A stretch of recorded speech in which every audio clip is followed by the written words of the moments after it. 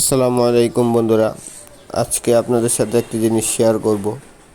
তো আমার আঙ্গুর গাছগুলো দুইটি ছাদের ভিতরে লাগানো। একটি হলো আমি যেখানে চাকরি করি অর্থাৎ মসজিদের ছাদ, আরেকটি হলো এটি আমার বাসার ছাদ।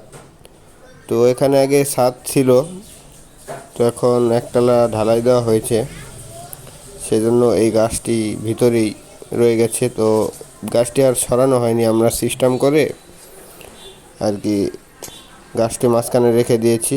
আর গাছের যেই ডালগুলো ছিল আমি ওয়াই শেপ দিয়েছিলাম, তো সেই ডালপালাগুলো আমি এই বাঁশের সাথে বেঁধে রেখেছি। তো এখানে মাশাল্লাহ ভালো ফুল এসেছে। এটি ব্ল্যাক রুবি জাতের আঙ্গুর গাছ। তো গাছপ্রেমিক হলে আর কি যা হয়, তো যত ঝড়ঝাপটা যত কিছুই হোক না কেন, গাছ আমাদের রাখতেই হবে। তো দেখতে পাচ্ছেন ঢালাই শেষ, হয়তো আর 1-1.5 মাসের ভিতরে খোলা হবে। তো তারপর নতুন উপরে আরও একতলা বের হয়েছে, তো এই উপরের ছাদে আমরা নিয়ে যাব।